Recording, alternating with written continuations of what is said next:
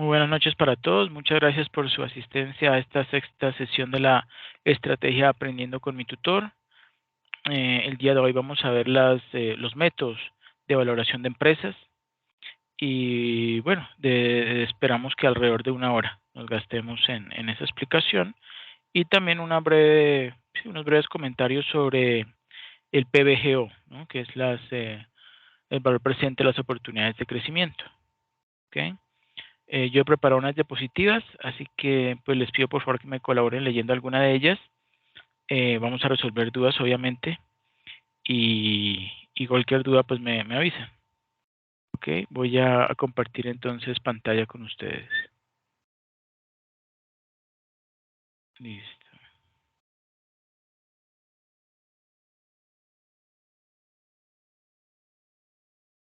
¿Me confirman si observan la primera diapositiva? Sí, señor, sí se observa bien. Sí, señor. Ok, perfecto, muchas gracias. Bueno, vamos entonces en esta segunda diapositiva, vamos a responder a esa pregunta que se encuentra allí. ¿Qué es una valoración o qué es valoración? La valoración de una empresa es un ejercicio de sentido común, ¿cierto? Que requiere unos pocos conocimientos técnicos y mejora con la experiencia, ¿no? Esa valoración. Ambos, el sentido común y los conocimientos técnicos, son necesarios para no perder de vista qué se está haciendo, por qué se está haciendo la valoración de determinada manera, ¿sí? Y para qué y para quién se está haciendo la valoración. Casi todos los errores en valoración se ven a no contestar adecuadamente alguna de estas preguntas, ¿sí? Como por ejemplo debido a una carencia de conocimientos o a la falta de sentido común, ¿sí? O incluso la falta de ambos.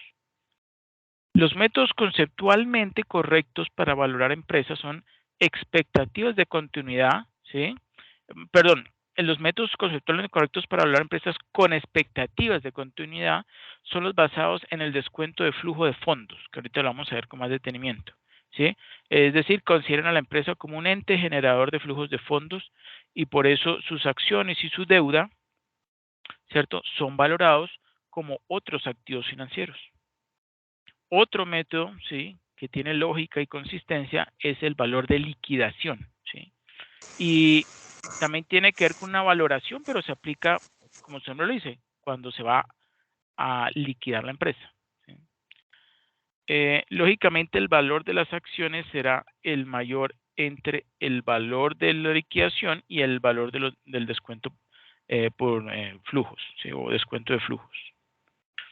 Una empresa tiene distinto valor para diferentes compradores y para el vendedor, ¿sí? Es diferente. El valor no debe confundirse con el precio, ¿sí? ¿Qué es el precio? Es la cantidad a la que el vendedor y el comprador acuerdan realizar una operación de compraventa de una empresa. Eso es el precio, ¿sí? Esta diferencia en el valor de una empresa concreta se puede explicar mediante múltiples razones. Por ejemplo, ¿sí?, una gran empresa extranjera muy avanzada tecnológicamente desea comprar a una empresa colombiana, ¿sí?, y ya conocida. Por ejemplo, veamos en el caso colombiano, ¿se acuerdan de Scotiabank? Es un banco de capital canadiense que para entrar a Colombia decidió comprar a Colpatria, ¿sí? Y bueno, el nombre quedó fusionado con ambos, ¿no? Scotiabank Colpatria, ¿sí? Bueno, sigo aquí con este texto, ¿sí? Que es también digamos que Colpatria era una entidad bancaria ya conocida, ¿no?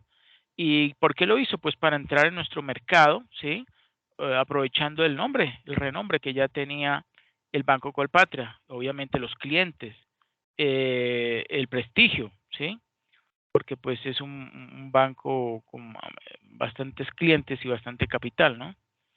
En este caso, el comprador extranjero, ¿sí?, o sea, el que quiere comprar, digamos, Scotiabank, el que quiere comprar a Colpatria, tan solo valorará la marca, ¿sí?, el nombre Colpatria, ¿sí?, solo valorará la marca, pero no valorará las instalaciones, la maquinaria, etcétera, ya que él mismo dispone de unos activos más avanzados, ¿sí?, como por ejemplo el software que utiliza, bueno, lo más importante en ellos es, sí, digamos, la información que manejan, los sistemas que manejan, los aplicativos, el software, los esquemas de, no sé, del marketing, de las tácticas o estrategias que utilizan para llegar a los clientes, ¿sí?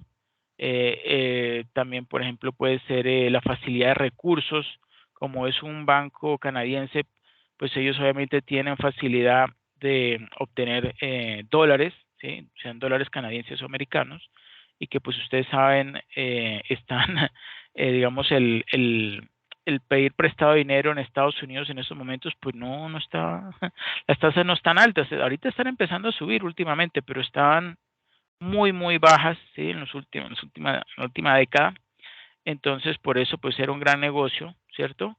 Invertir en Colombia, porque aquí sí las tasas son más elevadas, la diferencia entre la tasa activa y pasiva, pues es bastante elevada, o sea que se pueden conseguir buenos rendimientos, ¿no? Obviamente, ahí también pues influye el factor de la tasa de cambio, ¿sí? Si por ejemplo quieren, digamos, retornar esas ganancias a Canadá, por ejemplo. ¿Cierto? Pero bueno, en todo caso, digamos, la rentabilidad esperada es mucho mayor, ¿sí? Que por ejemplo en las economías avanzadas de Canadá y de Estados Unidos, ¿sí? Bueno, por el contrario, el vendedor, ¿sí? El vendedor sería en este caso Colpatria, sí que valorará muy bien sus recursos materiales, o sea, sus instalaciones, ¿sí? Ya que están en situación de continuar produciendo, ¿sí? O continuar prestando su servicio. De acuerdo con el punto de vista del primero, ¿sí? O sea, del comprador extranjero, se trata de determinar el valor máximo que debería estar dispuesto a pagar, ¿sí? Por lo que le aportará la empresa que va a adquirir, ¿sí? Pero desde el punto de vista del vendedor, se trata de saber cuál será el valor mínimo al que debería aceptar la operación, ¿sí? Cuánto es lo mínimo al cual estará dispuesto a vender Colpatria, ¿sí? Bueno, en este caso, la verdad no se lo vendió porque hubo una fusión, ¿no? Pero inicialmente la idea, no estoy seguro, me parece que sí era comprarlo. O comprarlo o hacer un joint venture y probar y luego decidir, pero como que les fue bien, entonces por eso continuaron, ¿cierto? Continuaron con el mismo nombre. O mejor dicho, fusionaron el nombre de ambos, Scotia Banco del Patria. ¿Mm? O sea que este fue un desenlace exitoso, ¿cierto? Bueno, pero hay otros casos en que no, simplemente llega una empresa, por ejemplo, no sé si se acuerdan, no, es que ahorita se me fue el nombre. Sí, de una empresa multinacional que llega a Colombia, compra otra y simplemente desaparece, sí, desaparece el nombre de esa empresa colombiana que existía y cambia su nombre y obviamente cambia también los funcionarios, los altos directivos, aunque posiblemente sí deje los mandos medios y los cargos más básicos, ¿no? Eso es lo que normalmente ocurre, ¿sí?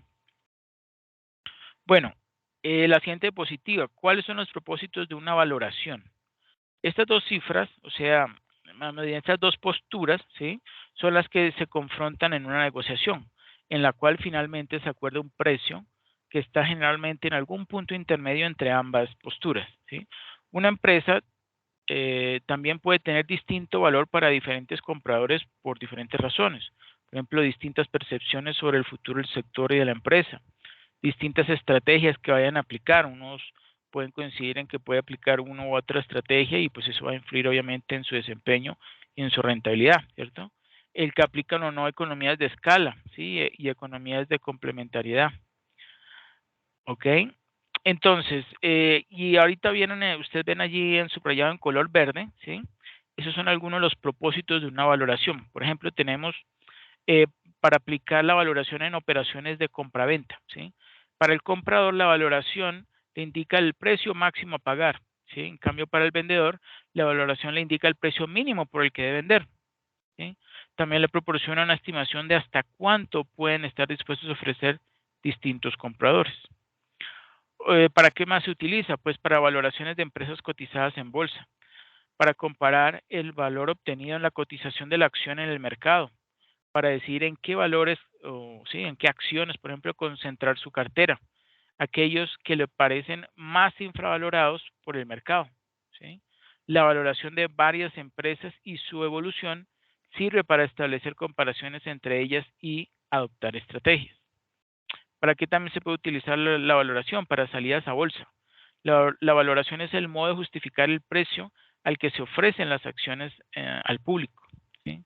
También se puede aplicar para herencias y testamentos. La valoración sirve para comparar el valor de las acciones con el de otros bienes. Sirve también para valorar sistemas de remuneración basados en creación de valor. La valoración de una empresa o una unidad de negocio, ¿sí?, es fundamental para cuantificar la creación de valor atribuible a los directivos que se evalúan, ¿sí?, o sea, su gestión. Sexto, identificación y jerarquización de los impulsores de valor, ¿sí?, o sea, los value drivers, ¿sí?, o indicadores de valor. Le sirve para identificar las fuentes de creación y destrucción de valor, ¿sí? Séptimo, ¿para qué podríamos también hacer una valoración? Pues para decisiones estratégicas sobre la continuidad de la empresa, para identificar esas decisiones estratégicas sobre la continuidad de la empresa, o sea, la valoración de una empresa y de sus unidades de negocio es un paso previo a la decisión de seguir en el negocio, ¿sí?, digamos como hacer un chequeo, ¿no? Para tomar la decisión de seguir en el negocio o vender o fusionarse, ¿sí?, o crecer o comprar otras empresas. Obviamente eso depende de las condiciones en las que se encuentra la empresa y de, por ejemplo, los factores del análisis, digamos, de los factores internos y externos de la empresa, los que puede controlar y los que no puede controlar, ¿cierto? Octavo, para una planificación estratégica, para decir, por ejemplo, qué productos o qué líneas de negocios o qué país o en qué países o clientes se justifica mantener pues la operación, potenciar o abandonar, ¿sí? También permite medir el impacto de las posibles políticas y estrategias de la empresa en la creación y destrucción de valor. Y por último, para procesos de arbitraje y pleitos, ¿sí? Es un requisito a presentar por las partes en disputas sobre precios, ¿sí? O sea, cuando se generan esos procesos de arbitraje y de pleitos, ¿sí? La valoración mejor sustentada suele ser más próxima o estar más próxima a la decisión de la corte de arbitraje o del juez, ¿sí? Aunque no siempre, pero la mayoría de las veces así es. ¿Ok? Bueno, ahora empecemos ya en materia con valoración intrínseca de una empresa. ¿Quién me ayuda leyendo, por favor, esta diapositiva?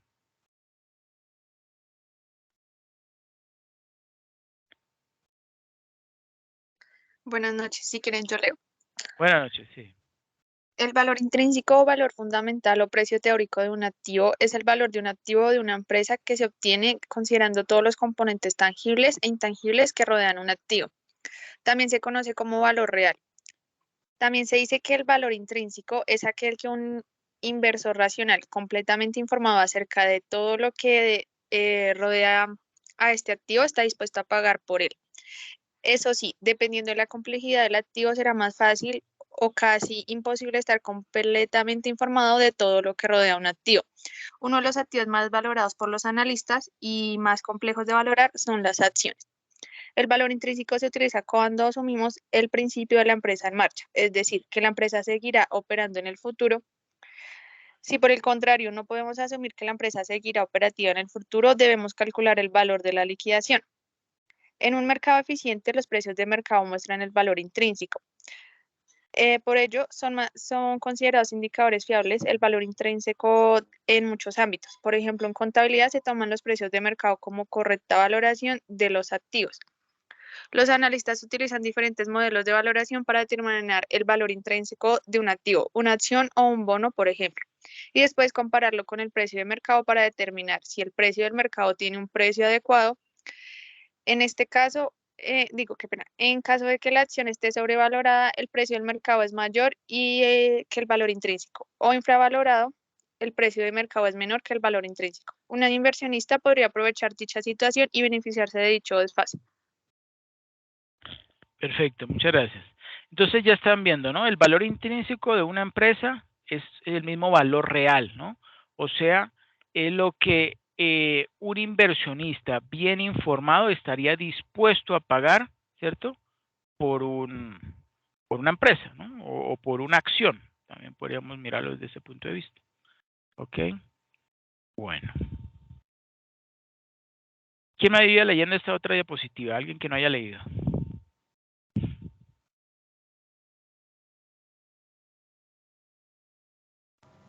Buenas noches.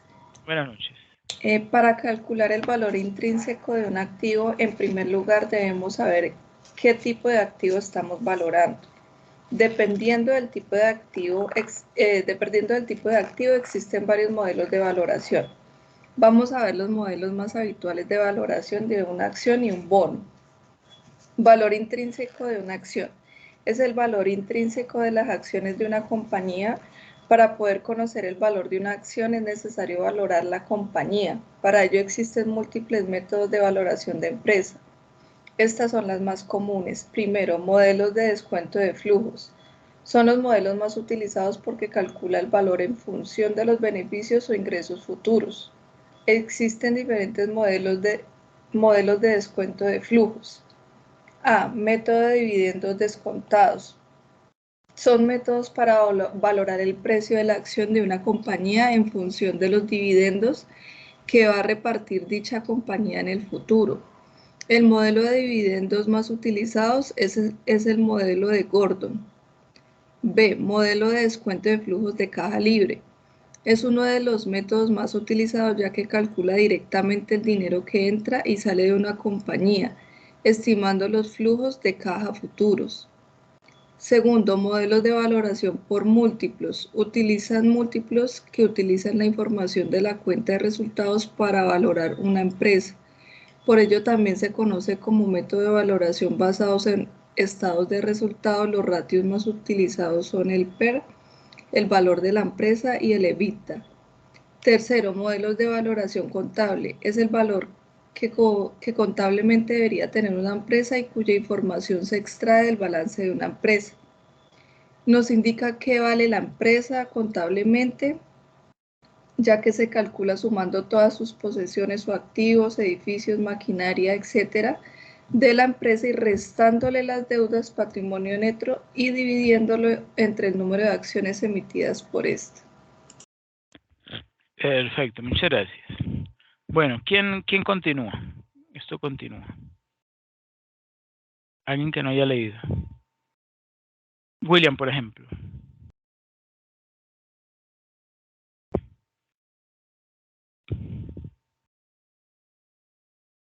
Profe, yo voy apenas llegando a la casa, yo colaboro con la siguiente.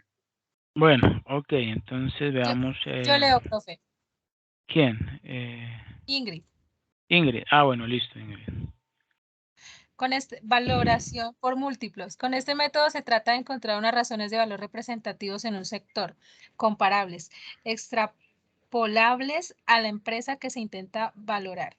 La mayor dificultad está precisamente en encontrar empresas que sean fácilmente comparables. Mismo tamaño, estructura financiera, país, mismo tipo de productos, servicios. Esta valoración se utiliza mucho para obtener rangos de valoración de forma rápida. La valoración por múltiplos es una valoración relativa cuyo objetivo es valorar activos basándose en el valor actual o precio de mercado de activos similares. Los ratios más usados son los siguientes. PER o precio de mercado de una acción. Es que no sé inglés. Es un ratio que relaciona la capitalización bursátil con el beneficio neto total. O también se pueden calcular relacionado al precio cotizado de una acción contra el beneficio por acción.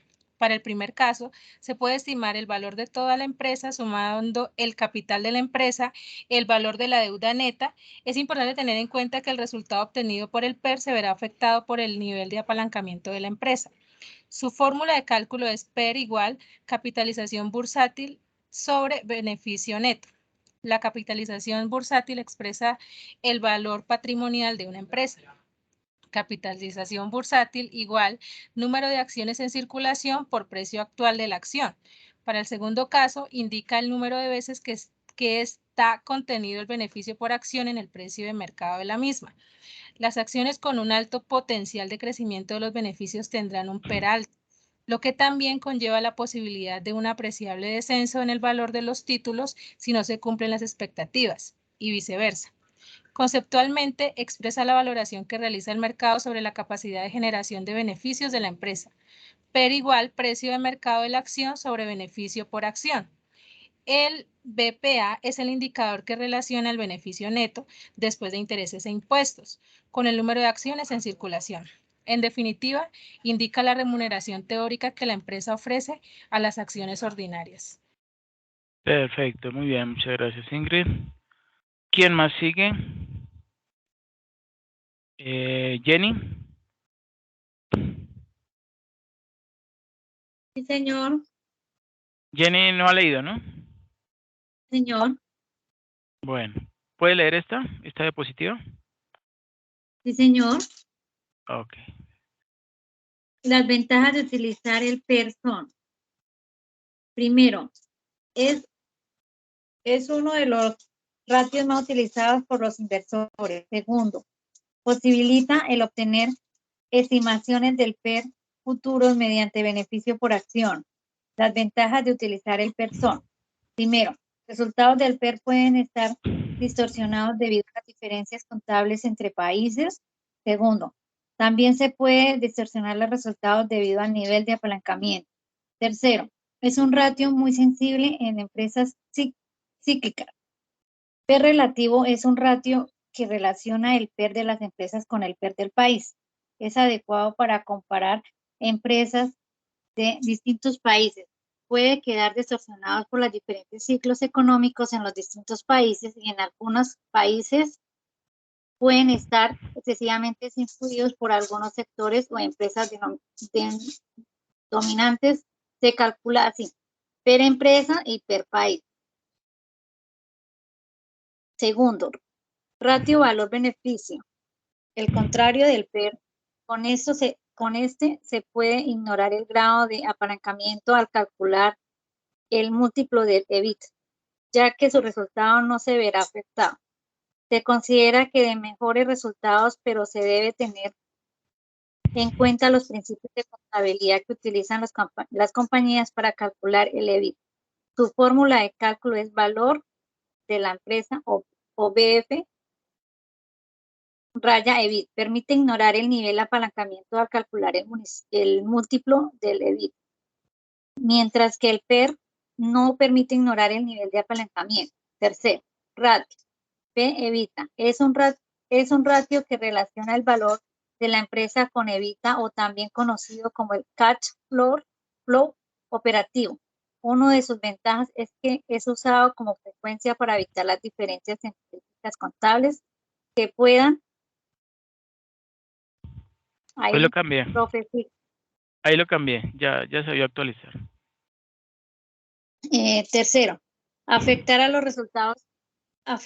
resultados como amortizaciones o cuentas similares y es adecuado para utilizar en empresas cíclicas. Una desventaja es que no es adecuado utilizar para valorar empresas de alto rendimiento, ya que se podrá obtener valores muy pequeños o negativos. Cuarto, ratio valor empresas valor libros. Es un ratio muy útil para analizar empresas muy intensivas en capital. Tiene como limitación la dificultad para identificar algunos pasivos en ciertas compañías que los consideran como recursos propios y otros como recursos ajenos. Su fórmula de cálculo es RBER, que significa capital bursátil y valor contable. Aspectos al interpretar el PER. Un número muy bajo podría indicar que la acción está infravalorada, mientras que uno muy alto que dicha acción está sobrevalorada. Entre otros casos no sucede de esta forma, teniendo en cuenta que un PER bajo entre 0 y 10 puede decirle a los inversores que los beneficios de la empresa están cayendo. Perdón. Mientras que el PER alto superior a 20 es indicativo que los últimos beneficios de la compañía fueron bajos por motivos extraordinarios como adquisiciones. Por esta razón se aconseja el PER se valore comparándolo con el PER histórico. Una compañía y el PER sector, el PER del sector, el PER medio del mercado. No, eso no se entendió. Eso no se entendió. Siga por favor nuevamente por esta razón. Ay, espérate, que es que estoy leyendo desde el celular, entonces me toca. Por esta razón se aconseja que el PER se valore comparándolo con el PER histórico de una compañía y el PER sector. El PER medio del mercado por lo general es de 15. Perfecto, muy bien. Estoy leyendo, Bu- profe, del celular y entonces Ajá. me toca correrlo porque no hay todavía la casa. Una Pero bueno, preguntita, yo les hago a ustedes. ¿Ustedes a qué hora salen de la oficina? Ah, hay 7:30, 8, por ejemplo. Jenny, entonces de 7:30 y 8. ¿Y ustedes a qué hora entran? ¿Señor? ¿Y ustedes entran a las 8 o a las 9? ¿De la mañana? ¿Preguntas? 7:30. ¿Entran a las 7:30 de la mañana? ¿Y salen así de tarde? Uy, máquina. Trabajamos mucho, profe. Sí, no, es exagerado. Eso es Profe, es que hasta... eso hay que sumarle los tiempos de desplazamiento. No, yo sé, pero es que si salen a las 7:30, entonces están llegando a las 9 o a las 10. A las 8, llegaría a las 8 más o menos. Por esas clases de 8 a 10 a uno le quedan perfecto. Pero cuando son a las 7, pues le toca a uno conéctese desde el celular como en este momento. Wow. ¿Y Sí, todos cuando trabajan son en el esas clases, sector financiero? yo sí trabajo en el sector financiero. Hmm. Yo Wow. trabajo en un centro de investigación de una universidad. ¿Y a qué Ya hora puedo sale leer. usted? Yo salgo a las 7. También tarde. Bueno, ok, gracias por compartirme esa información. Ok, Tranquilo. ok, William, entonces siga usted. Sí, listo. Métodos basados en descuento de flujos de fondos. Tratan de determinar el valor de la empresa a través de la estimación de los flujos de dinero, cash flows, que genera en el futuro, para luego descontarlos a una tasa apropiada según el riesgo de dichos flujos. Los métodos mixtos descritos han sido muy utilizados en el pasado. Sin embargo, cada vez se emplean menos y se puede decir que en la actualidad, en general, se recurre a la utilización del método de descuento de flujos de fondos porque constituye el único método de valoración conceptualmente correcto. En estos métodos se considera a la empresa como un ente generador de flujo de fondos, y para obtener el valor de la empresa se calcula el valor de dichos flujos utilizando una tasa de descuento apropiada.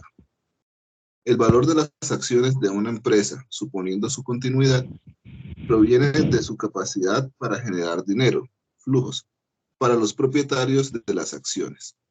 Por consiguiente, el método más apropiado para valorar una empresa es descontar los flujos de fondos futuros esperados.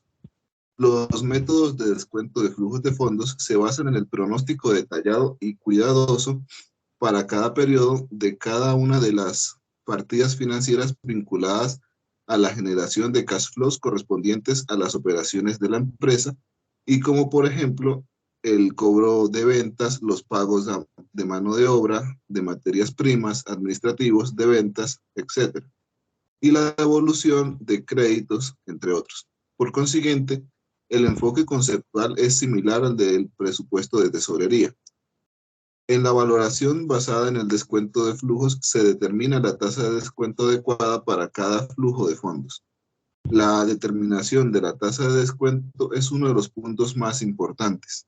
Se realiza teniendo en cuenta el riesgo, las volatilidades históricas y en la práctica muchas veces el tipo de descuento mínimo lo marcan los interesados, compradores o vendedores no dispuestos a invertir o a vender por menos de una determinada rentabilidad, etc. El método general para el descuento de flujos de fondo. Los distintos métodos basados en el descuento de flujos de fondo parten de la expresión V es igual a FC sub 1 sobre 1 más K más FC sub 2 sobre 1 más K al cuadrado hasta FC sub N más BR sub N sobre 1 más K a la N. Ok, perfecto. Muchas gracias, William. Bueno, a ver, muchachos, ¿qué significa ese FC1?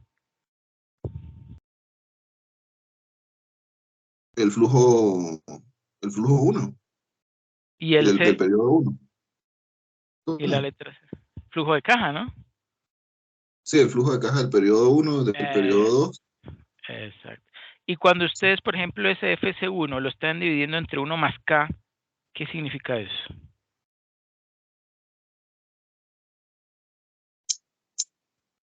¿Se No, eso acuerdan sería de la, preguntar ¿se qué acuerdan queda. de la ley del descuento, William? ¿Se acuerda de la ley del descuento? ¿O no? Ese es el riesgo. Bueno, sí, la K puede ser riesgo, es la tasa de descuento. Sí, la tasa de descuento o la tasa de costo oportunidad o de tasa de interés de oportunidad, sí, correcto.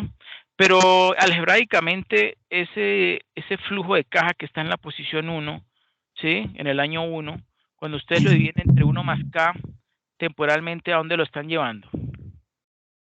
¿A qué momento? Esto es de álgebra, ¿no? Que le estoy preguntando. Es decir, la expresión esa en conjunto tiende al infinito, ¿no? Pero, No, ¿no? esta no tiende al infinito. El n es porque tiene un final, pero este no tiende al infinito, no. N minúsculas porque está representando que pueden ser, no sé, 10 años, 20 años, 30 años, Por pero eso, bueno. pero no hay un final determinado. O sea, ¿A un valor Eso. presente? en el Tiene un modelo final, no es tiene que ser correcto. hasta 20 años, por ejemplo. Tiene un final, pero no está determinado, es correcto. Bueno, Eso pero es lo esa que no me es la refiero. pregunta. Todos esos flujos, cuando se descuentan, quedan todos ubicados en qué posición. ¿En el año 1 o en el año 0? ¿O en el momento inicial o 0? Tendrían que quedar a valor presente, ¿no? Exacto, o sea, en la posición 0, ¿no? O en el Sí. instante de hoy. Eso es lo que yo quería que ustedes me confirmaran, ¿sí? Exactamente eso, ¿sí? O sea, todos los flujos futuros que se proyectan, ¿sí? Que la empresa va a generar, ¿sí? Cuando yo los traigo, o sea, los descuento, dado obviamente el periodo en que se van a recibir. Por ejemplo, el de flujo de caja 1 se recibe en el primer año, solo lo descuento, ¿sí? Por ese denominador, ¿no? Dice 1 más K elevado a la 1. No le coloco elevado a la 1 porque pues eso sobra, ¿sí? Pero por ejemplo el del año 2, ese sí el denominador lo estoy elevando al cuadrado porque hay 2 años entre obviamente el periodo inicial o 0 y el año 2, ¿no? Entonces por eso yo quiero esos flujos los voy descontando, ¿sí? Los voy llevando al momento inicial o 0 para saber cuál es el valor de esa empresa hoy, el día de hoy. ¿Ok? ¿Sí está eso claro? Sí, señor. Ok, que es el mismo principio del valor presente neto, ¿no? Es el mismo, el valor presente neto. La diferencia es que aquí no estamos incluyendo la inversión inicial, ¿sí? O sea, la cantidad de dinero inicial que se pone para poder iniciar un proyecto, pero pues lo demás sí, los flujos de caja o los flujos netos de efectivo, eso sí se están descontando y llevando al momento inicial o 0. ¿Ok? Bueno, perfecto. Entonces, el FCI, ¿sí? Que ese I puede ser un 1, un 2, un 3 o lo que sea, son los flujos de fondos generados por la empresa en el periodo I o en el instante de tiempo I. El BR sub N es el valor residual, ese BR es las iniciales de valor residual, ¿sí? De la empresa en el año N, ¿sí? La K es la tasa de descuento apropiada, ¿sí? Para el riesgo y los flujos de fondos, ¿sí? Entonces, aunque a simple vista pueda parecer que la fórmula anterior está considerando una duración temporal de los flujos, puede ser, ¿sí? Esto no es necesariamente así, ya que el valor residual de la empresa, ¿sí? ¿Se acuerdan qué es el valor residual de la empresa? ¿Qué representa?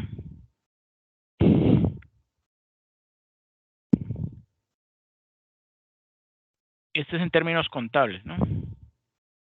A ver los contadores, ¿qué es el valor residual de una empresa? O de una maquinaria, entonces para que sea más fácil. Valor residual de una maquinaria.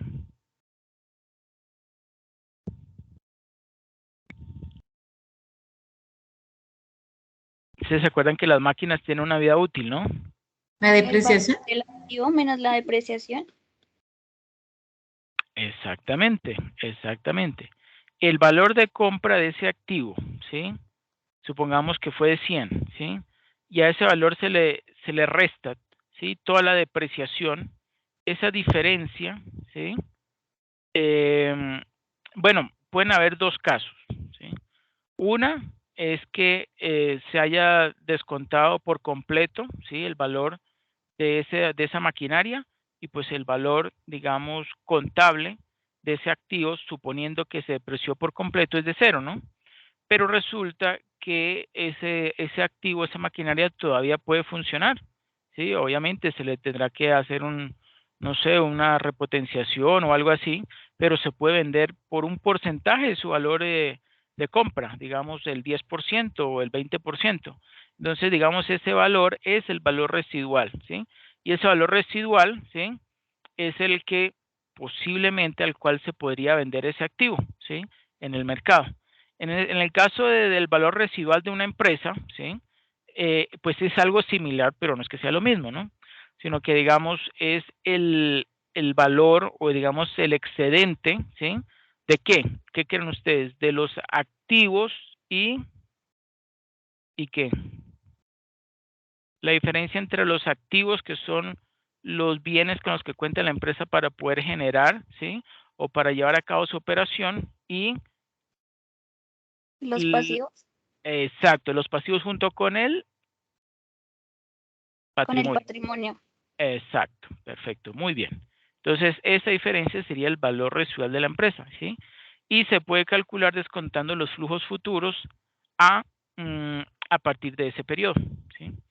Un procedimiento simplificado para considerar una duración indefinida, ¿sí? Suponer, ¿no? Un procedimiento simplificado para considerar una duración indefinida de los flujos futuros a partir del año N es suponer una tasa de crecimiento constante que casi siempre se denomina con la letra G minúscula, ¿cierto? De los flujos a partir de ese periodo, ¿sí? Y obtener el valor residual en el año N aplicando la fórmula simplificada de descuento de flujo de fondos o de flujos indefinidos con crecimiento constante, ¿sí? ¿Quién fue el que planteó esta teoría? O digamos sí, porque es un método. Este fue el señor Gordon y Shapiro, ¿sí? Fueron ellos dos, el señor Gordon y Shapiro. Ellos, también un ejemplo como este, ellos querían determinar cuál era el valor de una empresa con base en el valor, ¿sí? De esos, en este caso de los flujos de caja, pero también se puede considerar el valor del dividendo, ¿sí? El dividendo, que obviamente el dividendo es la ganancia, el beneficio que están dando las acciones, ¿cierto? Puede ser en forma anual o semestral, ¿cierto? Multiplicado por uno más una tasa de crecimiento que se supone se va a mantener constante a lo largo del tiempo, o sea, de ahí al futuro, y ahí sí, como dice William, al infinito, que tiende a infinito, dividido entre la diferencia entre K y G, ¿sí? Esa K, ya dijimos que es la tasa de descuento, ¿no? La tasa de descuento a la cual que puede representar el costo de oportunidad o la tasa de interés de oportunidad o una parte de riesgo y también una porción de costo de oportunidad, ¿no? Bueno, existen diferentes denominaciones. Tasa mínima aceptable de riesgo también se le puede denominar a esa letra K, ¿sí? Bueno, entonces lo cierto es que con esos valores, ¿sí? Con esas variables, entonces yo podría determinar cuál es el valor residual en el momento N, ¿sí? O digamos, cambiando esa N por, no sé, 20, 30 años, por decir algo, ¿sí? Entonces yo podría conocer cuál es el valor residual, ¿sí? De esa empresa, ¿sí? Ahora, este método tiene una limitante, ¿sí? ¿Qué creen ustedes que pasaría si llegaran a coincidir que la tasa de descuento es igual a esa tasa de crecimiento constante? ¿Qué pasaría algebraicamente?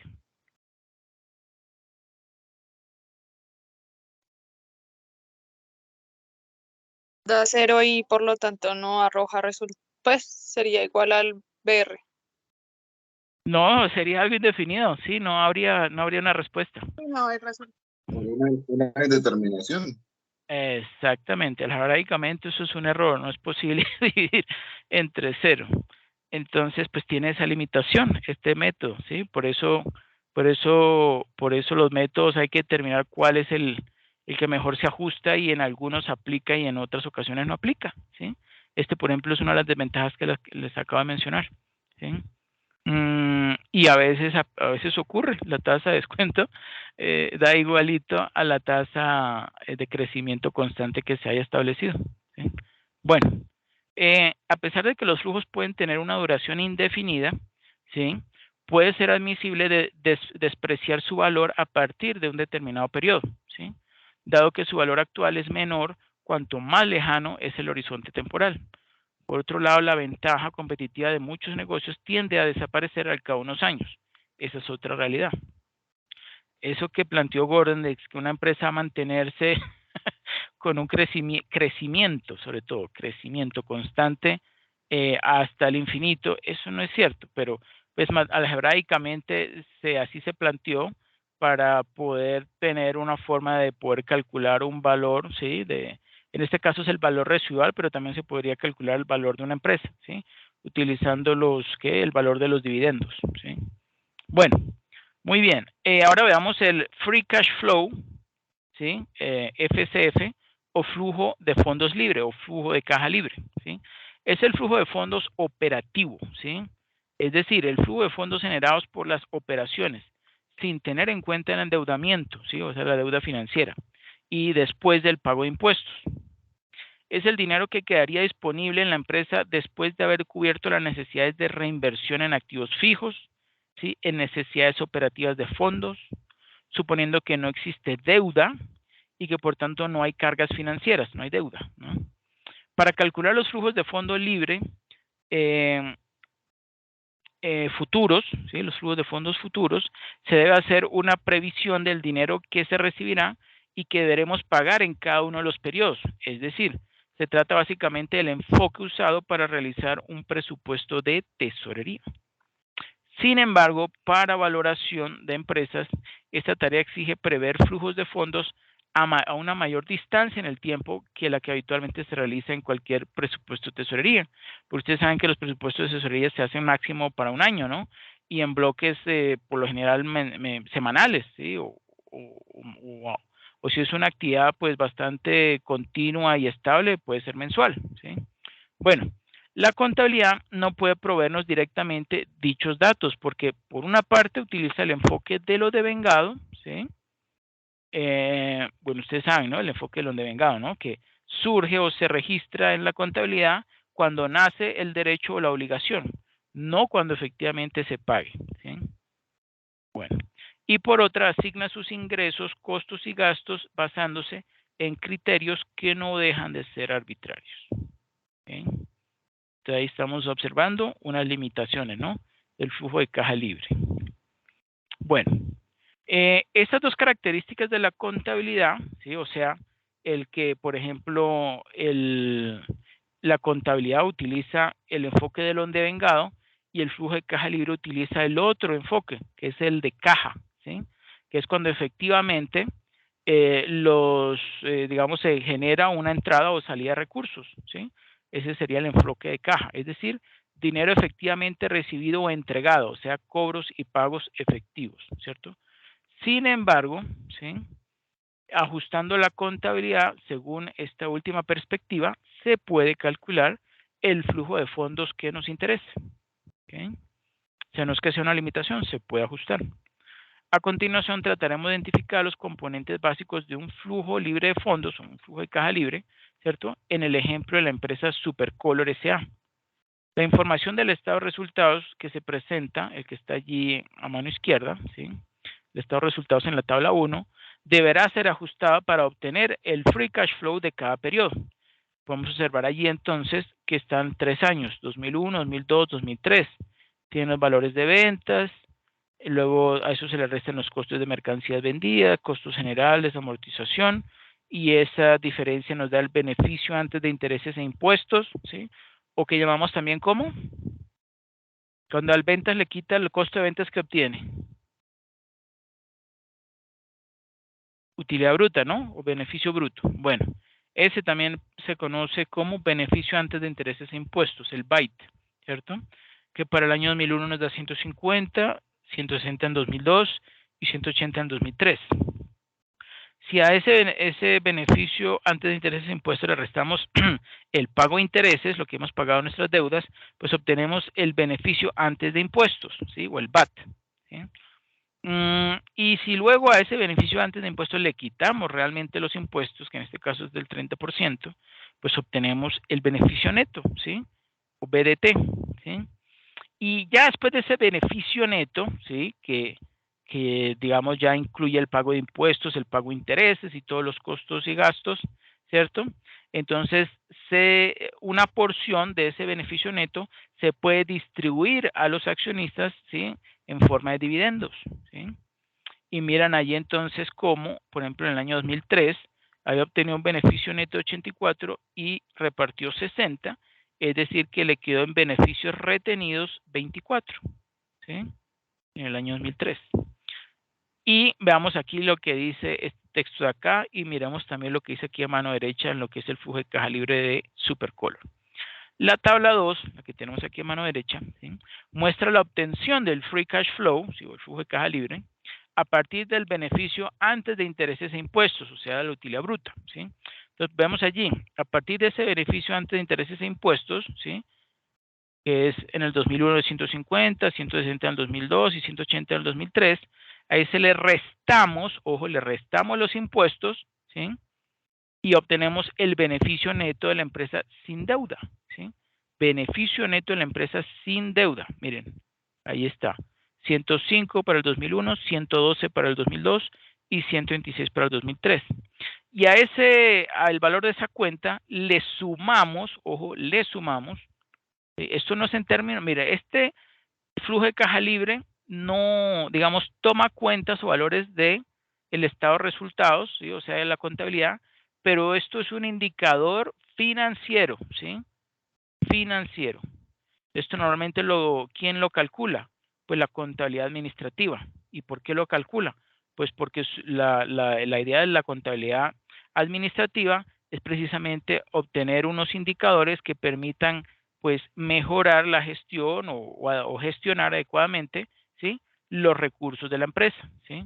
Para eso es, para que ellos puedan saber cómo se están gestionando, en qué pueden mejorar, en qué se puede obtener mayor rendimiento, qué cuentas se están desperdiciando, etcétera, etcétera, ¿cierto? Bueno, entonces a ese beneficio neto, ¿sí? De la empresa sin deuda, le sumamos los gastos de amortización, le sumamos el incremento de los activos fijos, la variación que hubo en esa compra o esa inversión que se hizo en compra de nuevos activos fijos, ¿sí? Y le restamos el incremento de NOF, ¿sí? Ustedes se acuerdan ahora que es NOF, eso ya lo vimos, necesidades operativas de fondos, ¿cierto? Entonces, al sumar amortización, restar el incremento en activos fijos y restar el incremento en necesidades operativas de fondos, obtenemos efectivamente lo que nos interesa, que es el flujo de caja libre o free cash flow. ¿Ok? Y ahí lo estamos observando, 135 en el 2001, 145 en el 2002 y 162 en el 2003. O sea que es algo favorable, ha venido aumentando, ¿sí? Bueno. ¿Hasta ahí todo claro?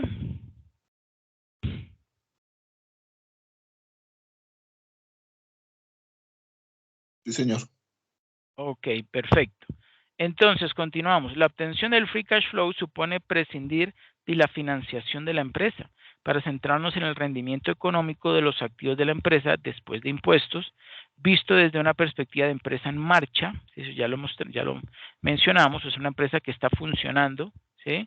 Desde que, pues al menos la estamos valorando, ¿cierto? Y teniendo en cuenta en cada periodo las inversiones necesarias para la continuidad del negocio. Es importante destacar que en el caso de que la empresa no tuviera deuda, ojo, que no tuviera deuda, el flujo de fondos libre sería idéntico al flujo de fondos para los accionistas, ¿sí? Que es otra de las variantes de los free cash flows que se utilizan para valoraciones y que se analizará a continuación. Y ahí lo tenemos. El free, ojo, en inglés se llama free cash flow to equity, ¿sí? O flujo de caja libre para los accionistas. Es la tesorería residual, ¿sí? O sea, lo que queda tras detraer o tras restar del flujo de caja del proyecto, ¿sí? Después de impuestos, el flujo para la deuda, ¿sí? ¿Ok? Es por tanto la cantidad remanente tras atender todos los compromisos de pago por todos los conceptos, tanto de inversión como los operativos y financieros. ¿Y cómo se calcula? Pues restando al flujo de fondos libres, ¿sí? El free cash flow, los pagos de principal e intereses, ¿sí? O sea que ya queda después del pago de impuestos, que se realizan en cada periodo a los poseedores de la deuda, ¿sí? Y sumando, ¿sí? Las aportaciones de nueva deuda, o sea, las nuevas deudas que haya contraído la empresa. Es en definitiva el flujo de fondos que queda disponible en la empresa después de haber cubierto las necesidades de reinversión en activos fijos y en necesidades operativas de fondos, o sea, NOF, y de haber abonado las cargas financieras y devuelto el principal, ¿sí? O el capital principal de la deuda que corresponda. En el caso de que exista deuda, obviamente, se puede representar lo anterior de la siguiente forma o en esta ecuación. CFAC, o sea, cash flow de los accionistas, es igual al free cash flow, el flujo de caja libre, menos, ¿sí? Los intereses pagados por 1 menos esa tasa de interés, ¿cierto? Menos los pagos de principal, o sea, los pagos que se hacen al capital que se está deudando, más la nueva deuda, ¿ok? Y al realizar proyecciones, los dividendos y pagos accionistas esperados, ¿sí? Deben coincidir con los flujos de fondos disponibles para los accionistas. ¿Okay? Este cash flow supone la existencia de una determinada estructura de financiación en cada periodo, por lo cual se abonan los intereses de las deudas existentes, se pagan los vencimientos de principal que correspondan y se reciben los fondos provenientes de una nueva deuda, quedando finalmente un remanente, que es el dinero que queda precisamente disponible para los accionistas y que se destinará a repartir en forma de dividendos o se utilizará para recomprar acciones, ¿sí? Que no sé si ustedes escucharon hace unos días que el Grupo Aval está recomprando acciones. ¿Por qué creen ustedes que alguna empresa decide recomprar acciones?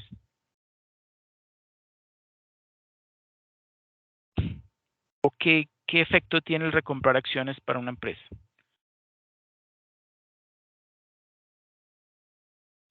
Para evitar quedar en manos de terceros, evitar que la mayoría de las acciones estén en propietarios que son ajenos a la empresa. Bueno, pero eso sería, por ejemplo, en el caso de Nutresa y de Sura, que efectivamente el grupo de Gilinski hizo un OPA para adueñarse, pero suponiendo que no hay ningún, digamos, grupo económico, ningún cliente o ningún inversionista que está en posibilidad de comprar o adueñarse las acciones de una empresa en su gran mayoría, suponiendo que no, que por ejemplo, el Grupo Aval, ¿por qué creen ustedes que está haciendo una recompra de acciones? ¿Con qué objetivo? Por los dividendos, de pronto, no sé. Más o menos tiene que ver, sí. Lo que pasa es que miren lo siguiente. Las decisiones de reparto de dividendos tienen, digamos, un análisis bastante profundo, ¿sí? ¿Por qué lo digo? Porque el mercado, pues, digamos, las acciones del Grupo Aval, al igual que las demás acciones, ¿sí? Pues, digamos, están sufriendo una subida o bajada de precio dependiendo de la oferta y demanda, ¿sí? De la gente por dichas acciones. ¿Qué pasa si una acción pierde interés por parte de los inversionistas por comprarlo, ¿sí? La gente, unos no deciden comprarlos, otros tampoco deciden venderlos y tienen poca, eso se llama poca bursatilidad, ¿sí? No hay casi operaciones de compra y venta de dicha acción. ¿Qué creen ustedes que pasa? ¿Qué pasa con el precio de esa acción? Disminuye. Exacto, disminuye, pierde bursatilidad. Perfecto. Entonces, digamos, una empresa que está observando que sus acciones no se están comprando ni vendiendo, y sin embargo todavía su precio no ha caído, ¿no será eso una razón para que la empresa decida que parte de las utilidades que ha obtenido la va a utilizar para recomprar acciones? Y cuando la empresa, por ejemplo, el Grupo Aval recompra acciones, ¿qué creen ustedes que pasa con el precio de la acción? Y les pongo un ejemplo sencillo. Hay 1000 acciones. Bueno, hagamos un poquito más. Hay 1 millón de acciones en el mercado. Y cada acción vale, suponiendo para este ejemplo, 1000 pesos vale cada acción. ¿Sí? Si yo quisiera saber cuál es la capitalización bursátil del Grupo Aval, ¿cómo lo obtienen ustedes? ¿Cómo lo calcularían? ¿Y de qué valor sería? El precio de cada acción es de 1000 y hay 1 millón de acciones en circulación. Pues sería de 1.000 millones multiplicando el número de acciones por el precio de la acción. Perfecto. 1000 por 1 millón da 1000 millones. Perfecto. Ahora, ¿qué sucede, William, si teniendo esa capitalización bursátil de 1 millón, ¿sí? Supongamos que el Grupo Aval compra, ¿sí? Porque digamos digamos, ella tiene en circulación, bueno, seamos más realistas. La empresa tiene en circulación, no digamos que 1 millón, supongamos tiene 2 millones de acciones en circulación, ¿sí? Pero supongamos que el Grupo Aval compró o es dueña de la mitad, o sea, de 1000 millones, ¿cierto? De 1000 millones, cuando en el mercado hay 2000 millones, ¿cierto? En este caso, cambio nuevamente, digamos, las condiciones. El Grupo Aval tiene una capitalización bursátil de 2000 millones. ¿Por qué de 2000 millones? Porque el precio de la acción está a 1000, pero hay en el mercado 2 millones de acciones, ¿cierto? Entonces, 2 millones por 1000, ¿cuánto da? 2000 millones, ¿cierto? Ahora bien, eso sería la capitalización bursátil de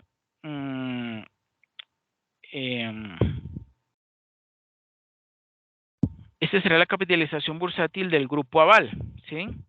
Pero ¿qué sucede si la cantidad de acciones en el mercado se reduce, ¿sí? Se reduce. Ya no es de 2 millones, sino que hagamos algo exagerado. Digamos que el Grupo Aval compra otros 500,000, ¿cierto?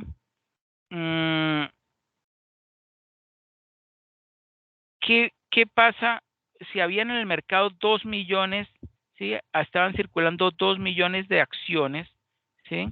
Mejor dicho, a ver cómo decirlo. No, ahí yo me confundí. Hay en el mercado 2 millones de acciones, ¿sí?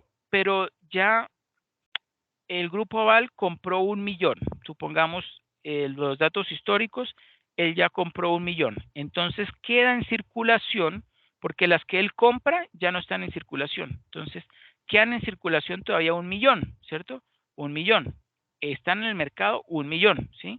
Y de ese millón, supongamos que él compra 500,000, ¿sí? O sea que de los 2 millones de acciones que se emitieron inicialmente, solo quedan ahora en circulación 500,000, ¿sí? Porque él compró, recompró últimamente 500,000. Entonces, esas 500,000 acciones que están todavía en el mercado, ¿cierto? ¿Qué creen ustedes que pasa o que va a pasar en un futuro cercano con el precio de esas acciones, ¿sí? Si hay menos acciones en circulación y el precio de cada acción estaba a 1000, el precio tenderá a subir o a bajar si se reduce la cantidad de acciones que hay en el mercado. Yo creo que tenderá a subir porque va a generar escasez de acciones en el mercado. Exacto. Muy bien. Perfecto. Perfecto. Sí está claro eso para los demás. Sí, señor. Sí, señor. Ok, bueno, perfecto. Bueno, eso está bien, entonces va todo bien clarito. Listo. Ahora continuamos. Para hallar el valor de la empresa en su conjunto, que eso es la sumatoria de D, que es deuda, más E, que es equity o patrimonio neto, ¿sí? Es preciso sumar al valor de las acciones, ¿sí? Que pues está representando el patrimonio neto, el equity, el valor de la deuda existente, o sea, la D, ¿ok? Para hallar el valor de la empresa en su conjunto, si lo quisiéramos calcular. Hay otro free cash flow, que es el free cash flow to the firm, o flujo de caja no apalancado, ¿sí? O también denominado flujo de caja para proveedores de fondos, ¿sí? O también denominado flujo de caja de la deuda, ¿ok? De la deuda. Representa la cantidad de flujo de efectivo de las operaciones disponibles para distribución después de contabilizar los gastos de depreciación, los impuestos, el capital de trabajo e inversiones, ¿ok? Es el efectivo disponible para todos los proveedores de fondos, o sea, tenedores de deuda, accionistas preferentes, accionistas comunes, inversores en bonos convertibles, etcétera, etcétera, ¿sí? Representa el flujo de efectivo excedente disponible para la empresa si no se tuvieran deudas, ¿ok? Un punto de partida común para calcularlo es el NOPAT o WODI, ¿sí? Que se puede obtener multiplicando el EBIT, ¿sí? O el utilidad operativa, utilidad operativa, EBIT, por 1 menos la tasa de impuestos. De eso, eliminamos todos los gastos que no son en efectivo y eliminamos el efecto del CAPEX, que es recuerdan, el Capital Expenditures o gastos de capital, y los cambios en el capital de trabajo neto, ya saben ustedes qué es el capital de trabajo neto, ¿sí? La diferencia entre activos y pasivos, ¿sí? Ya que las operaciones principales son el enfoque, las operaciones, ¿ok? Eso es, free cash flow to the firm, o sea, lo que la empresa o consigue con su operación, ¿ok? Asumiendo que no tuviera deudas, ¿ok? Y el último es el free cash flow to equity o capital cash flow o flujo de caja libre para capital. ¿Qué es qué? Pues es la sumatoria de los dos anteriores. Es la suma del cash flow para los poseedores de deuda, ¿sí? Más el cash flow para las acciones o los accionistas, ¿sí? El cash flow para los poseedores de deuda se compone de la suma de los intereses más la devolución del capital principal, ¿sí? Por tanto, podríamos expresarlo como el capital cash flow o CCF es igual al cash flow de los accionistas más el cash flow de la deuda, que es igual al cash flow de los accionistas más I, ¿sí? Que es I, ¿sí? Es el producto o la multiplicación de deuda por el costo de la deuda, ¿sí? Menos la variación en la deuda, ¿sí? Ese sería entonces otra forma de calcular el capital cash flow, ¿sí? O simplemente la sumatoria, si ya calculado previamente, el capital cash flow de los accionistas más el capital cash flow de la deuda, sumo ambos capital cash flow y obtengo el capital cash flow, ¿sí? Bueno, es importante obviamente no confundir el capital cash flow con el free cash flow, ¿no? No son lo mismo, no son lo mismo, tienen usos diferentes, ¿sí? Se usan para diferentes cosas. Bueno, ahora veamos el cálculo del valor de la empresa como el valor sin apalancamiento más el valor de los ahorros fiscales debidos a la deuda. ¿Quién me ayuda leyendo esta diapositiva?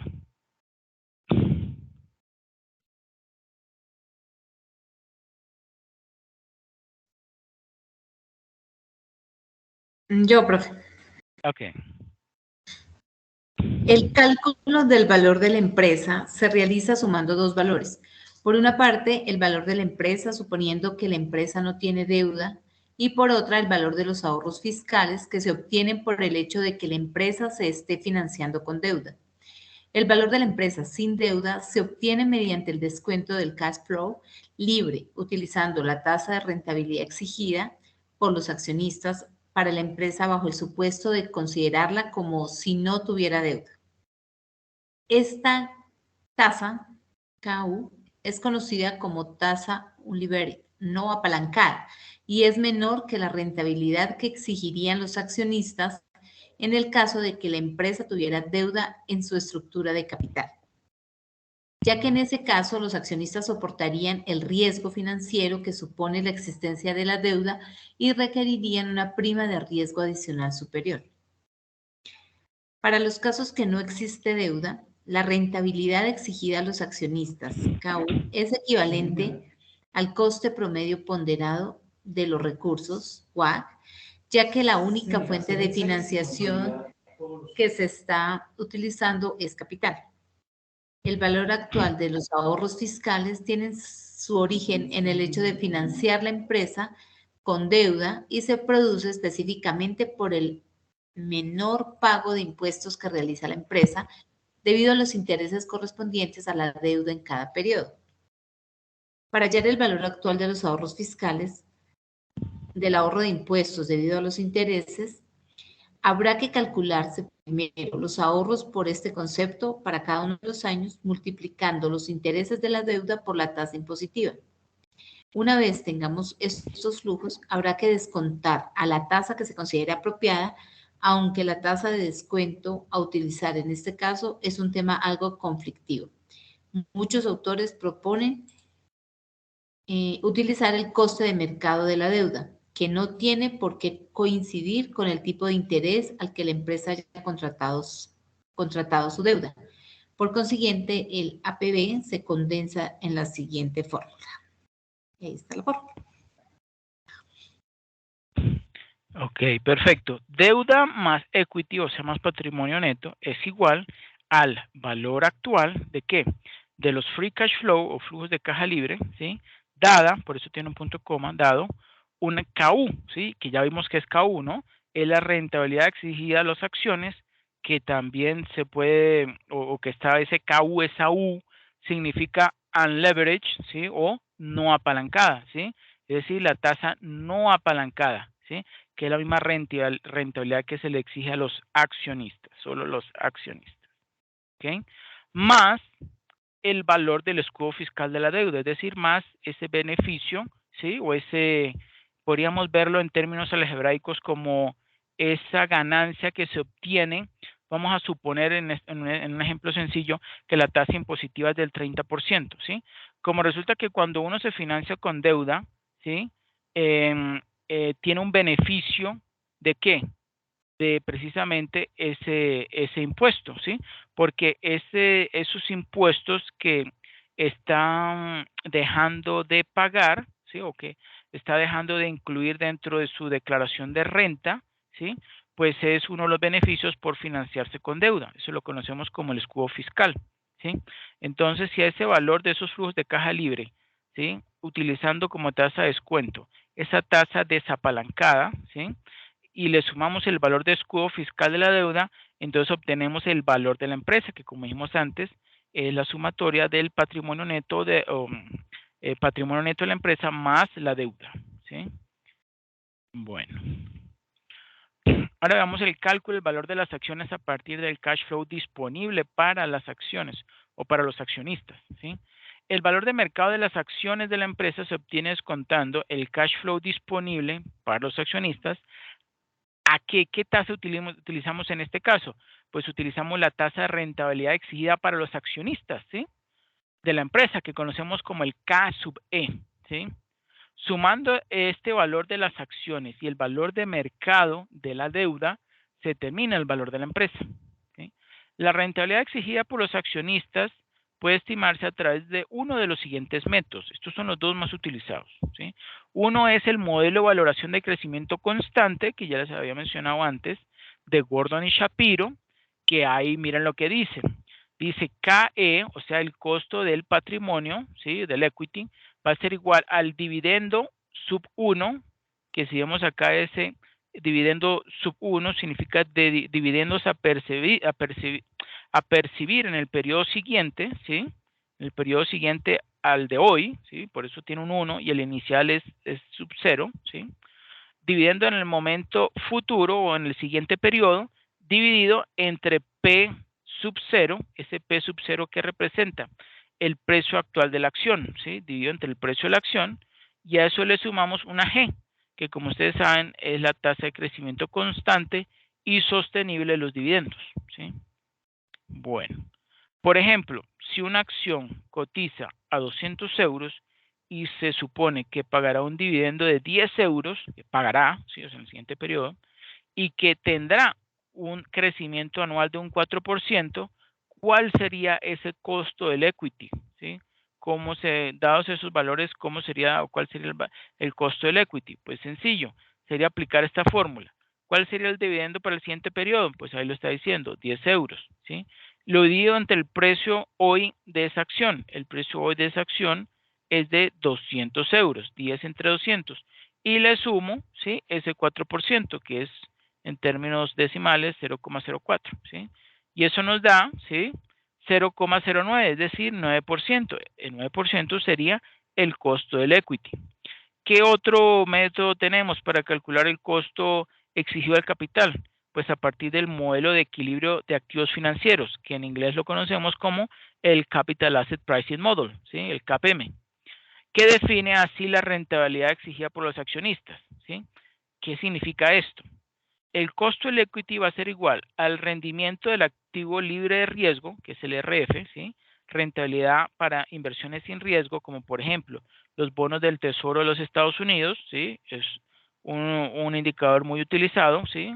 Hay bonos de diferente denominación, ¿sí? Por lo general se toma para 10 años, ¿sí? Por lo general se toma bonos americanos, ¿sí? O que también conocemos en inglés como treasury bonds, ¿sí? A 10 años, ¿sí? Y a eso le sumamos el factor beta o digamos el elemento beta, ¿sí? Que es, ¿ustedes se acuerdan qué es el beta? El beta de una acción, ¿qué representa el beta de una acción? ¿Qué está representando? El riesgo. El riesgo, correcto, ¿sí? ¿Y qué se acuerdan más del beta? ¿Hay diferentes tipos de beta o un solo beta?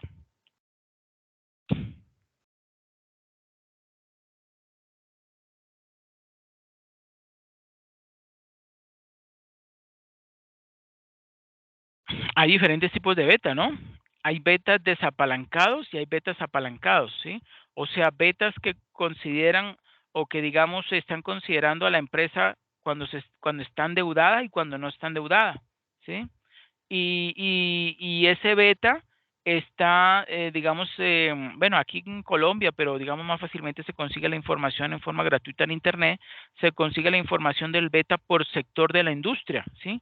Hay un beta, por ejemplo, específico para, por ejemplo, las empresas de retail, para las empresas manufactureras que producen, digamos, productos lácteos, o textiles, ¿sí? Etcétera, etcétera. Entonces, digamos que son unos betas específicos para cada uno de los diferentes sectores y subsectores de la economía, ¿sí? Y eso, ese beta se multiplica por PM, que PM que representa es la prima de riesgo del mercado, ¿sí? ¿Y qué es la prima de riesgo del mercado? Es la diferencia, ¿sí? Entre el rendimiento que obtiene el mercado y el rendimiento del activo libre de riesgo, ¿sí? Eso es la prima de riesgo del mercado, ¿sí? Entonces, al sumar esos dos factores, yo puedo obtener el costo, ¿sí? Exigido al capital o al patrimonio. ¿Ok? ¿Sí está claro eso?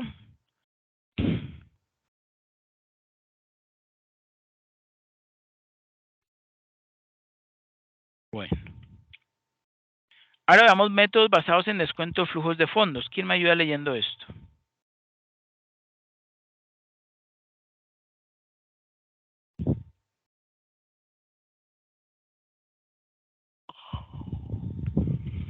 Yo lo puedo leer.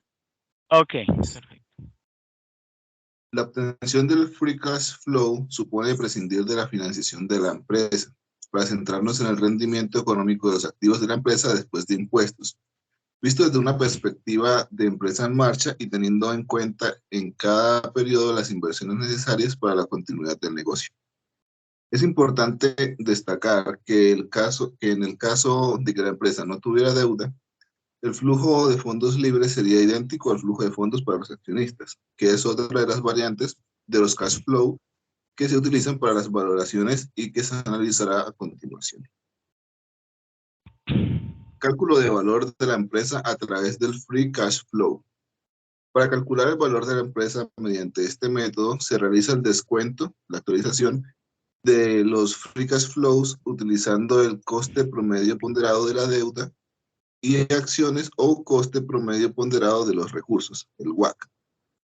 El WACC es igual a E por K sub E más, bueno, la fórmula.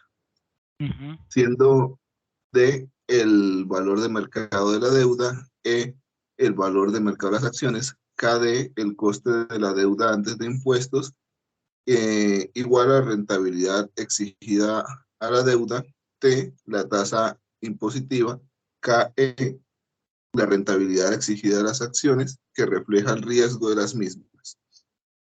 El WACC se calcula ponderando el coste de la deuda, KD, y el de las acciones, KE, en función de la estructura financiera de la empresa. Esta es la tasa relevante para este caso, ya que como estamos valorando a la empresa en su conjunto, deuda más acciones, se debe considerar la rentabilidad exigida a la deuda y a las acciones en la proporción que la financien la empresa. Perfecto, muchas gracias.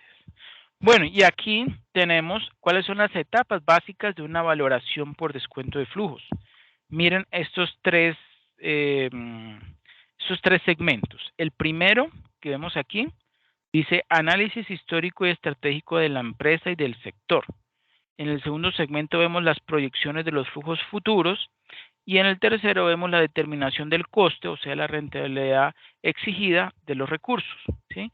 Y vamos a ir un poco más en detalle. ¿Qué significa ese análisis histórico y estratégico de la empresa y del sector? Implica o incluye el análisis financiero y el análisis estratégico y competitivo. ¿Qué involucra ese análisis financiero? Pues evolución de las cuentas de resultados y de balance, evolución de los flujos generados por la empresa, evolución de las inversiones de la empresa, evolución de la financiación de la empresa, análisis de la salud financiera y ponderación del riesgo del negocio. ¿Y qué implica el análisis estratégico y competitivo? Pues la evolución del sector, el análisis de las personas, o sea, de sus directivos y empleados, evolución de la posición competitiva de la empresa, ¿sí? Es decir, si está digamos, acercándose al líder en su sector, ¿sí? O si por el contrario se está rezagando y está quedando en último lugar, pues todo eso hay que analizarlo. Identificación de la cadena de valor, quiénes son sus proveedores, quiénes son sus clientes, ¿sí? Cómo influye eso en sus ventas, está pensando en expandir su producción o sus ventas, etcétera, etcétera, o su prestación de servicios. La posición competitiva de los principales competidores, ¿sí? Él está ubicado en qué posición dentro de un ranking, ¿cierto? Arriba, en la parte central o al final, y qué estrategias tiene planeadas, ¿no? Para poder subir. Identificación de los inductores de valor, o sea, los value drivers, ¿cierto? Que pues ya hemos visto a lo largo del curso, ¿sí? Dentro de las proyecciones de los flujos futuros tenemos A, unas previsiones financieras, B, unas previsiones estratégicas y competitivas, y C, una consistencia de las previsiones de flujos. ¿Qué involucra esas previsiones financieras? Pues analizar que las cuentas de resultados y balances o estado de resultados y balances, los flujos generados por la empresa, las inversiones que piensa realizar, el tipo de financiación que va a utilizar o hacer con su mayoría en deuda, con patrimonio neto o una combinación de ambos, el valor residual o terminal de la empresa, ¿cierto? La previsión de varios escenarios, ¿sí? Un escenario casi siempre se hace una proyección con un escenario pesimista, optimista y más probable, ¿no? Previsiones estratégicas y competitivas. Entonces se hace una previsión de la evolución del sector, una previsión de la posición competitiva de la empresa, una posición y evolución estratégica de los competidores. Y tercero, consistencia de las previsiones de flujos, que se mira una consistencia financiera entre las previsiones, una comparación de las previsiones que se hizo con las cifras históricas, una consistencia o una verificación de la consistencia de los flujos con el análisis estratégico. Y por último tenemos la determinación del coste de los recursos, o sea, la rentabilidad exigida. Para cada unidad de negocio y para la empresa en su conjunto, pues que se mira el costo de la deuda, la rentabilidad exigida de los accionistas y el costo ponderado de los recursos, ¿cierto? Que eso se consigue con ¿qué? Con el WACC. Cuarto, actualización de los flujos futuros. Todo eso que implica actualizar flujos previstos a su tasa correspondiente y calcular el valor actual del valor residual y valor de las acciones, ¿sí? Y por último, la interpretación de resultados. Entonces se hace un benchmarking, ¿sí? O sea, se toma un patrón contra el cual compararse, ¿cierto? benchmarking del valor obtenido, ¿sí? O sea, de esa valoración de empresa que se obtuvo, ¿sí? Con ello se va a poder conocer, ¿cierto?, cómo es el desempeño de la empresa, ¿sí? Se va a comparar con empresas similares, se identifica la creación de valor prevista, la sostenibilidad de la creación de valor, o sea, dentro de un horizonte temporal, análisis de sensibilidad del valor a cambios en parámetros fundamentales, ¿sí? ¿Qué pasa si mis ventas bajan a tanto? ¿Qué pasaría si mis costos se aumentan a tanto?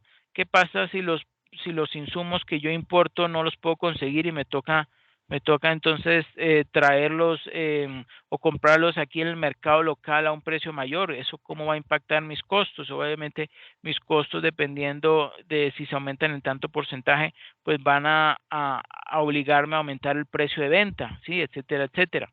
Justificación estratégica y competitiva de la creación de valor prevista. ¿Ok? Y por último tenemos unos aspectos críticos de una valoración, ¿sí? Vamos a ver estos 8 puntos o segmentos dentro de los aspectos críticos de una valoración. Dinámica. La valoración es un proceso, es una afirmación. La valoración es un proceso. El proceso para la estimación de los flujos esperados y la calibración del riesgo de las distintas actividades y de las distintas unidades de negocio es fundamental. Implicación de la empresa. Los directivos de la empresa han de estar implicados en el análisis de la empresa, del sector y en las proyecciones de flujos. Multifuncional, otro aspecto crítico. La valoración no es una competencia exclusiva de la dirección financiera. Para una buena valoración es esencial que directivos de distintos departamentos intervengan en las estimaciones de los flujos futuros y en el riesgo de los mismos. Estrategia, ¿sí? La técnica de actualización de flujos es similar en todas las valoraciones, pero la estimación de los flujos y la calibración del riesgo han de tener en cuenta la estrategia de cada unidad de negocio, ¿sí? Remuneración, en la medida en que la valoración incorpore objetivos, sean objetivos de ventas, de crecimiento, de cuota de mercado, de rentabilidad, de inversiones, etcétera, de los que dependerá la remuneración futura de los directivos, del proceso, el proceso de producción y la propia valoración, pues todo eso gana en calidad, todos ganan en calidad. Opciones reales, ¿sí? Si la empresa dispone de opciones reales, estas se han de valorar convenientemente. Las opciones reales requieren un tratamiento de riesgo totalmente distinto a las actualizaciones de flujo. ¿Ustedes se acuerdan qué son las opciones reales? Son opciones ¿de qué?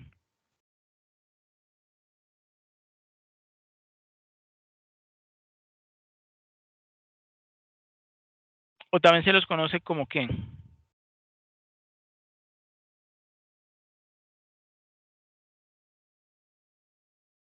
¿No? De inversión, también se les conoce como alternativas de inversión, ¿sí? Opciones reales son, digamos, proyectos, ¿sí? Alternativas de inversión, proyectos, y pueden ser de diferente naturaleza. Pueden ser unos proyectos de invertir en una nueva tecnología.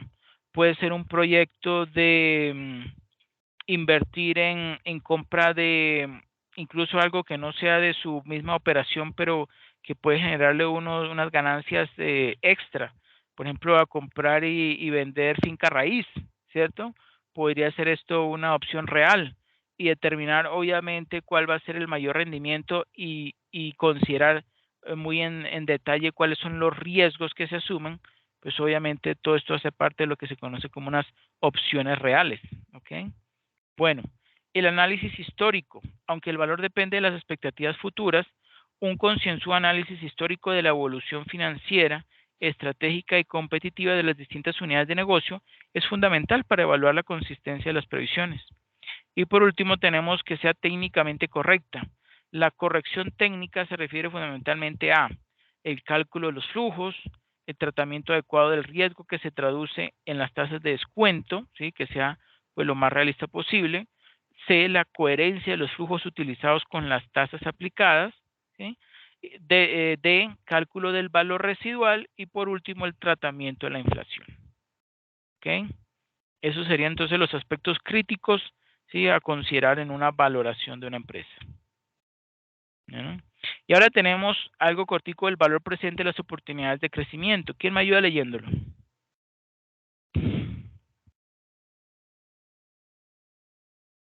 Alguien que no haya leído.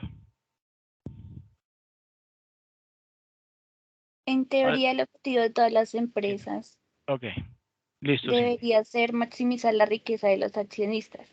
Dicho esto, la riqueza de los accionistas se crea cuando las empresas reinvierten constantemente las ganancias en proyectos que generan valor presente neto. Van, positivo. Si no hay proyectos que valgan la pena perseguir desde el punto de vista de los rendimientos, estas empresas con crecimiento cero deberían distribuir sus ganancias a los accionistas en forma de dividendos. Más específicamente, un PBGO negativo implica que al reinvertir las ganancias, una empresa está destruyendo valor en lugar de crearlo. Por lo tanto, una empresa con PBGO negativo debería distribuir una mayor parte de sus ganancias netas a los accionistas como dividendos. Pero si el PBGO de una empresa es positivo, es decir, el ROE es mayor que su costo de capital, reinvertir en el crecimiento futuro puede generar más valor para los accionistas que el pago de dividendos. El PBGO líder de la industria sugiere que la compañía tendrá muchas más oportunidades de crecimiento en su cartera que podrían aprovecharse que sus pares, lo que resulta en un mayor potencial alcista en el precio futuro de las acciones de una compañía. El PBGO puede ser una guía útil en el proceso crítico de toma de decisiones, de elegir entre reinvertir ganancias o pagar dividendos. Si el PBGO es menor que cero, el resultado será distribuir ganancias como dividendos. Si el PBGO es mayor que cero, el resultado será reinvertir ganancias. Perfecto, muy bien. Excelente. Bueno, yo las fórmulas de cálculo del PBGO pues ya se las había dado, ¿no? Que no sé si se acuerdan, es el valor de la acción, ¿sí? Menos, ¿sí? Una división entre el precio de la acción y el costo del equity, ¿sí? Mejor dicho, la ganancia, más bien, la ganancia, ¿sí? O la utilidad, el dividendo, también podríamos mirarlo como el dividendo de la acción, dividido entre el costo del capital o el costo del equity, ¿sí? Ese es, bueno, esa es una de las fórmulas de calcular el PBGO, ¿sí? Pero también hay otras, ¿sí? Dependiendo obviamente de la información con la que se cuente, ¿no? Claro que, bueno, digamos, yo les colaboro aquí con esta parte, pero si ustedes entran a internet, buscan incluso ahí en el libro de contenidos y referentes bibliográficos, ¿sí? Correspondiente a la unidad número 3, ahí van a encontrar muy buena información sobre el PBGO, ¿sí? Bueno, si por algún motivo no lo consiguen, pues me avisan y yo les comparto un documento donde hay pues otras fórmulas para calcular, ¿cierto? El Present Value Growth Opportunities o valor presente de las oportunidades de crecimiento. ¿Listo? Y esta presentación, profesor Marcelo, ¿no la dejan? Sí, yo se las comparto el día de mañana. Yo se las estoy enviando. Gracias. ¿Listo? Bueno, ¿y cómo les va a ustedes con el desarrollo del paso número 5, la última actividad?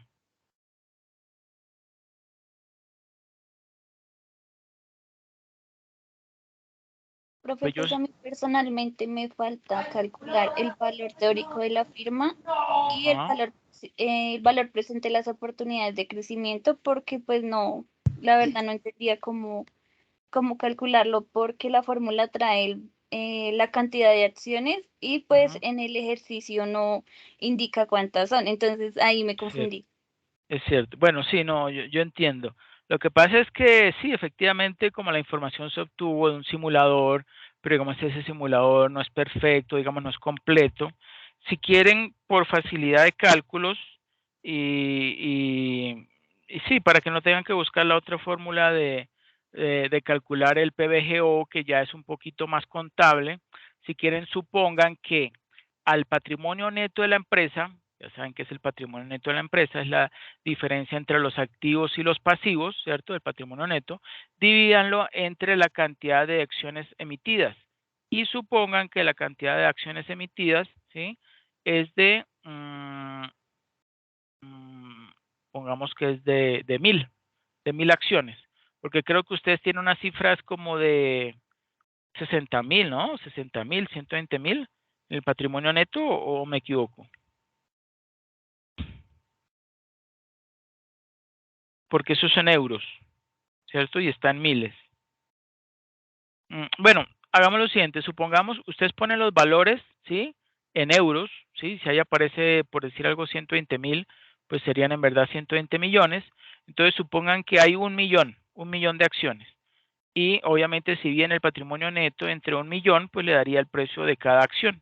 Y ya con ese precio de cada acción, pues pueden hacer el cálculo del Present Value Growth Opportunities. ¿Ok? ¿Listo? Bueno, profe, gracias. Ok. Viendo que ya está para entregar la actividad individual el día de ayer, ¿es posible entregarlo mañana o es que voy a ver si termino todavía? Hoy me faltan algunos indicadores. Sí, sí, claro, no hay problema. Sí. No hay problema. Ah, ok, gracias. Bueno, con gusto, Jenny. Veo que ya se registraron Cindy, Ingrid, Joana, Neidy, Mónica, pero faltan los No, demás. pero está en el WhatsApp también. Espérate, yo miro. Pues es el mismo enlace que les compartí la vez pasada. Si quieren, cuando entren, miren atrás en ese mismo enlace y ahí se registran. ¿Ok? Ok. Bueno, perfecto. Listo, entonces no sería más. Es nuestro último sesión de Aprendiendo con mi Tutor. Pues nada, les agradezco su tiempo, su apoyo, su dedicación. Yo sé que ustedes van a conseguir muy buenos resultados. Espero que esto que hayan aprendido pues lo puedan aplicar en su vida laboral. Vamos a continuar en finanzas corporativas yendo un poquito más allá, ¿sí? Entonces, nada, los invito a que cuando puedan hagan un repaso de este curso y con eso quedan listos para finanzas corporativas, ¿ok?